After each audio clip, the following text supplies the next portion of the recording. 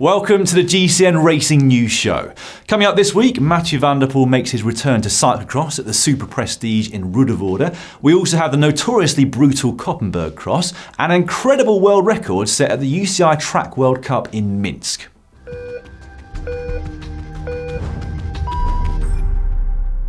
We shall start though with the return of van der Poel to cyclocross. This year, having had a more intense road season than normal, van der Poel delayed his start to the cross season. That, along with the absence of Van Aert through injury, has allowed some new names to emerge. Not least, Elizabeth, the double world under-23 champion in the past, who's won every World Cup so far, as well as most of the other races that he's entered.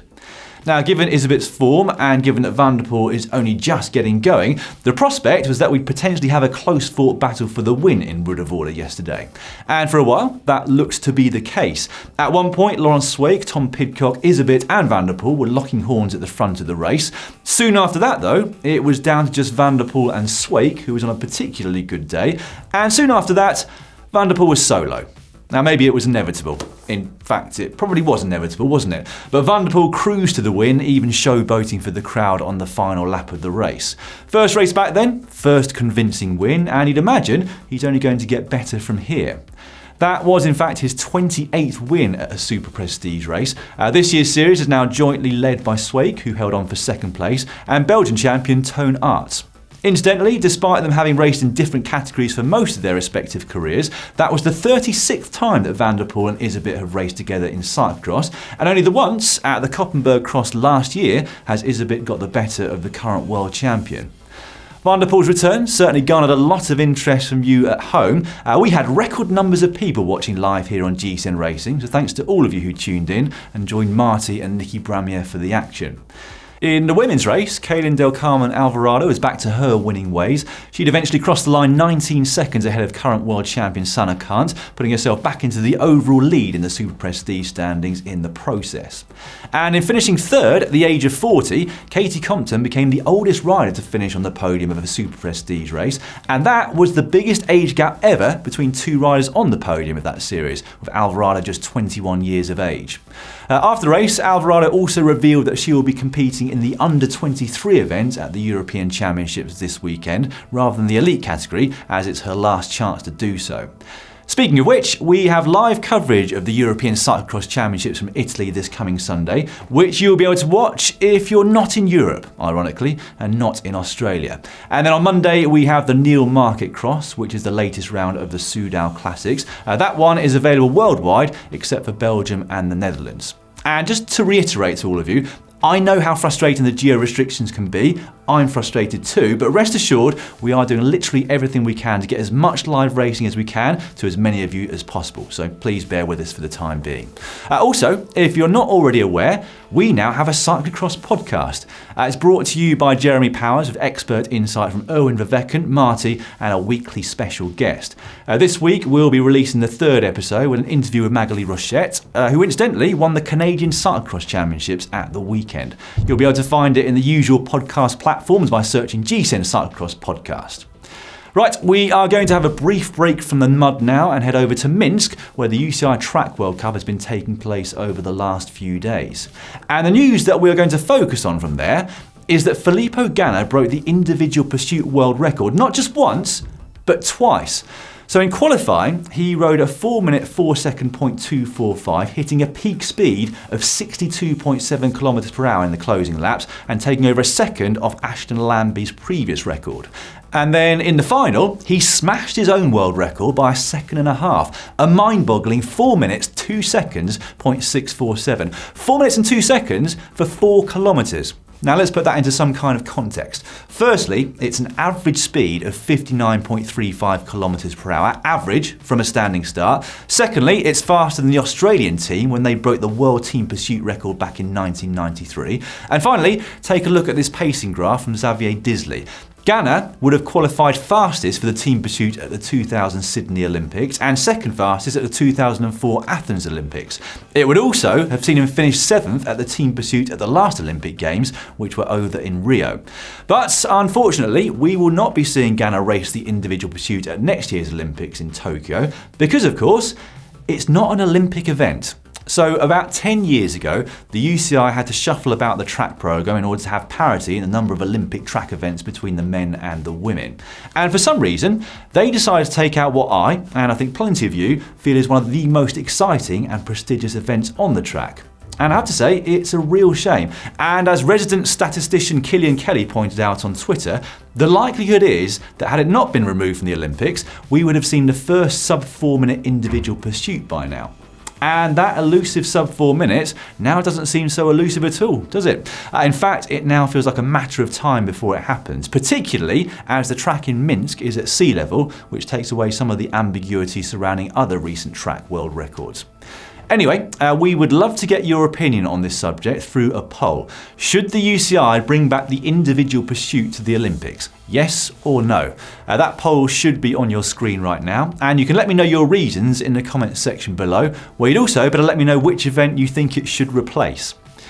Right, let's head back to cyclocross now, and 2 days previous to Ruddervoorde, we had the first round of the DVV trophy, the infamous Koppenbergcross, which incorporates notoriously steep Koppenberg cobbled climb, which features annually in the Tour of Flanders.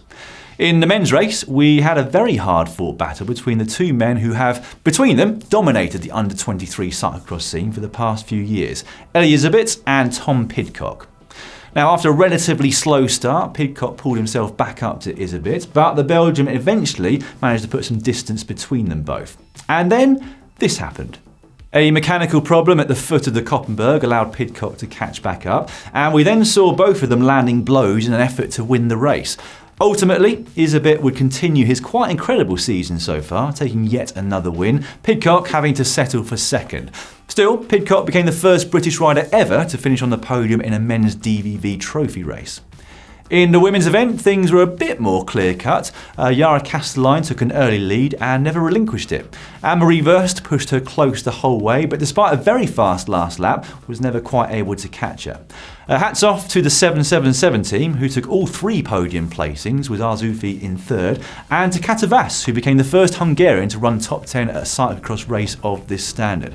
Also, huge congratulations to Millie Cousins, who took a fine 14th place, having only turned 16 last week. Very impressive indeed. And in fact, with that performance, it is Millie who is this week's GCN Rider of the Week. Also of note on the day was the winner of the under-23 men's event, Jens Dekker, a former junior world champion in this discipline, and that was only his second race back after being forced to have 3 years out due to respiratory problems. Great to see him back in action. Now, talking of making a return, some more good news. Wout van Aert completed his first off-road ride last week after his horrific crash at that time trial in the Tour de France. Only a relatively flat 70 kilometres, but great to see. Let's hope he can get back to his best before the end of this cyclocross season. In other racing news, US cycling was dealt a hefty blow last week as it emerged that there's to be no Tour of California in 2020. It appears that the race has had a significant shortfall in budget over the past few years, one that the organisers, AEG, are no longer willing to cover. It means that there's no longer a World Tour race in the USA, and I have to say that that news was a big surprise to me. Of all the races over there, it felt that the Tour of California was the best established and the least likely to fall by the wayside. The first edition was held back in 2004, and it's seen some of the biggest names in the sport compete and have success, not least Peter Sagan, who's won 17 stages, Mario Cipollini, who tried to return from retirement there in 2008, and Egan Bernal, who took his first overall World Tour win there just last year. And it's going to leave a big hole, you've got to say. The Tour of Utah will now be the most prestigious race in the country. Unless, of course, you consider the Dirty Kansas, which continues to go from strength to strength whilst road racing struggles. Now, the organisers did say that the race was not stopping completely, but that it was going on a hiatus, so let's hope that that is true. On the other side of the pond, here in the UK, our national tours are also looking for a new headline sponsor. OVO Energy, who've been the headline sponsor of the Tour of Britain and the Women's Tour for the last 3 years, are pulling their backing, which leaves Sweet Spot looking for a new backer. Trek Segafredo have revealed their new kit for the 2020 season. The look is not a massive departure from this year's, neither for the men's nor the women's, but the big change is that in a move to be more eco-friendly, it's being made from used materials and recycled fibres, which to the best of my knowledge is a first in the pro peloton, although I'm sure someone will correct me if I'm wrong on that one. The UCI announced plans last week for a new and improved Cyclocross World Cup, which for many is not being seen as an improvement. It's looking at making it a 16-race series on back-to-back weekends. Now, many riders, past and present, have expressed their dissatisfaction, citing a negative effect on the other race series out there, and also pointed to the fact that the younger age categories compete for their national teams at the World Cups, which could potentially see a lot of their trade team sponsors question whether their investment is worth it at all. In fact, the UCI have come in for criticism from many quarters over the last week, with the AIGCP, which is a group of pro teams, writing a very long and open letter to them, which is pretty disparaging of the way that they are currently running the sport. This, in fact, is something that we will be discussing at length on next week's Racing News show. We shall finish with some more transfer news, and first up, it appears that Sam Bennett may now be free to move to Deceuninck Quickstep. This was from an interview that the team manager there, Patrick Lefevre, gave last week, which said that his current team, Bora Hansgrohe, are finally willing to let the Irishman go. Now, this is a transfer which has been rumoured for a long time now, ever since the Tour de France, but which, by the sounds of it, has been incredibly complicated, and in fact it's still not official even now. Young Brit Anna Henderson has been signed up by Team Sunweb. It's really been quite the rise to stardom for Anna. This year was only her third season of racing, and she won both the Under-23 time trial and Road National Championships back in June. Christopher Finkston is moving from Bora Hansgrohe over to Jumbo-Visma, and that move in fact means that the Dutch team's roster is now complete. Meanwhile, there has been a short contract extension for the Swissman Michael Albertini. He's been with Mitchelton Scott in its various incarnations since the team first started in 2012. Next year will be his 18th as a pro, although it won't be an entire year as he'll be retiring in June after what will be his 16th appearance at the Tour de Suisse. That is his home race, and he's won 3 stages so far in his career. Adam Blythe, the former British national champion, is hanging up his wheels at just 30 years of age. Along with the national championships, he also won the London Surrey Classic and the Circuit Franco-Belge, amongst other races. With Kittel and Finney retiring this year too, you're starting to wonder who's going to keep up the men's side of pro cycling's fashion. Hopefully someone will step in to fill the void. And finally, in team news, Bigler Pro Cycling is set to become Bigler Katusha next year, as Katusha will be both the kit supplier and co-headline sponsor of the team, which is great news. Right, that is all for this week's show. Don't forget to leave your comments below about the individual pursuit at the Olympics. You never know, the UCI might even take note. We'll be back next week with the European Cyclocross Championships and a discussion over the power struggles between cycling's major stakeholders. In the meantime, I'm going to recommend you watch the following video. Jeremy Powers picks the brains of pro rider turned gravel legend Ted King, who has a wealth of tips to pass on to the rest of us. You can find it just down here.